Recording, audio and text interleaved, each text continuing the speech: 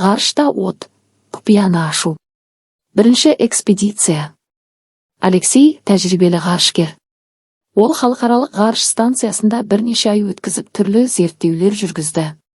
Бірақ ең қызықты эксперимент оттың ғарышта қалай жанатынын зерттеу болды.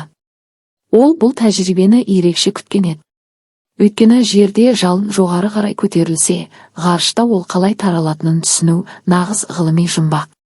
Ғарыштағы кез келген жаңа құбылысты зерттеу болашақ ғарыш сапарлар үшін маңызды.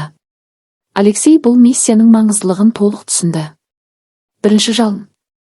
Бір күні Алексей арнайы зертханалық қондырғыда кішігірім от тұтатты. Ол басында күткендей жалын жоғары көтерілмеді.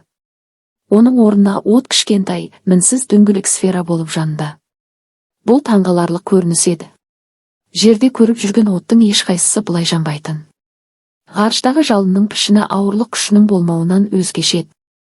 Алексей радио арқылы жердегі ғалымдармен байланысып, бұл керемет. Жалын бір орында тұрып, барлық бағытта бірдей таралып жатыр, деді таңданысын жасыра алмай. Ғалымдар бұл құбылысты теориялық тұрғыда білгенімен, оны нақты көру мүлде басқа әсер еді. Алексей камераны жақындатып, оттың қалай жанатынын мұқият бақылап отырды. Жалынның тұрақты болуы таңғаларлық жайт болды. Оның түсі де ерекше еді. Жердегі жалын қызғылт сары болса, бұл жерде ол көкшіл реңкті болды. Ғарышта конвекция жоқ. Жерде оттың жануы үшін оттегі ағындары үнемі қозғалыста болады. Ыстық ауа жоғары көтеріліп, суық ауа оның орнына келеді. Осы процесс отты қоректендіреді. Бірақ ғарышта мұндай ауа айналымы жоқ. Сондықтан жалын барлық бағытта бірдей таралып, идеалды сфера түрінде жанады. Алексей бұл құбылысты бақылап отырып, арнайы камераға түсірді. Эксперимент барысында ол әртүрлі жанғыш материалдарды пайдаланып көрді. Бір қызығы, кейбір материалдар жердегіден әлдеқайда баяу, бірақ тұрақты түрде жанып жатты. Ал кейбір материалдар тіпті от алмайтын болып шықты. Бұл үлкен жаңалық еді. Ол оттың жану уақытын өлшеп, ғалымдарға деректерді жіберді. Кейбір жағдайларда жалын төмен температурада ұзақ уақыт бойы тұрақты жанып тұрған. Бұл нәтиже жаңа жанғыш материалдарды зерттеуге және ғарышты қауіпсіздікті арттыруға көмектесе алатын маңызды дерек болды. Оның үстіне, жалынның ауа қозғалысынсыз жануы, оның құрамындағы химиялық процестердің жердегіден айырмашылығы бар екенін көрсетті. Бұл ғарышта жану реакцияларының жаңа түрлерін ашуға мүмкіндік берді. Ғалымдар болашақта осы деректерді жанармай жүйелерін жетілдіруде қолдануды жоспарлады.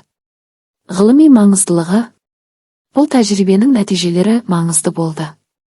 Ғалымдар ғарыштағы оттың жану ерекшеліктерін зерттеу арқылы ғарыш кемелеріндегі қауіпсіздік шараларын жетілдіре алады. Мысалы, ғарыш кемесінде өрт шықса, ол қалай таралатынын білу өте маңызды.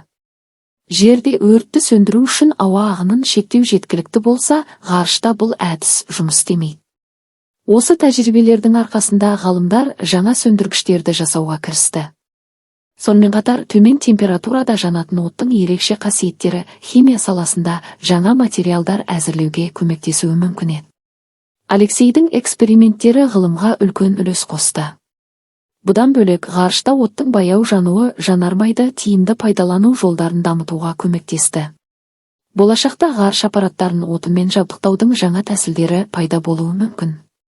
Бұл тек ғарышқа ғана емес, жердегі технологияларға да үлкен әсер ететін жаңалық болды.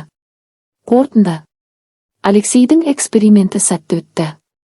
Ол жерге қайтып келгенде, бұл зерттеу туралы көп сұхбат берді. Ғарыштағы оттың ерекшелігі туралы ғылыми қауымдастық үлкен қызығушылық танытты. Ал Алексей үшін бұл тәжірибе тек ғылыми ашылым ғана емес, ғарыштың таңғажайып құпияларын түсінуге бір қадам жақындатқан сәт болды. Оның зерттеулері болашақ ғарыш миссияларында қауіпсіздікті арттыруға көмектеседі.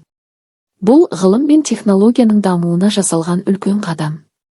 Ғарышта оттың қалай жанатынын түсіну тек қызықты құбылыс емес, ол бүкіл адамзаттың ғарыш кеңістігін игеруге жасаған маңызды зерттеуінің бір бөлігі. Бұл оқиға ғарыштағы ғылымның қаншалықты маңызды екенін және адамзаттың шексіз ғаламды зерттеуге деген құштарлығын көрсететін нағыз мысал.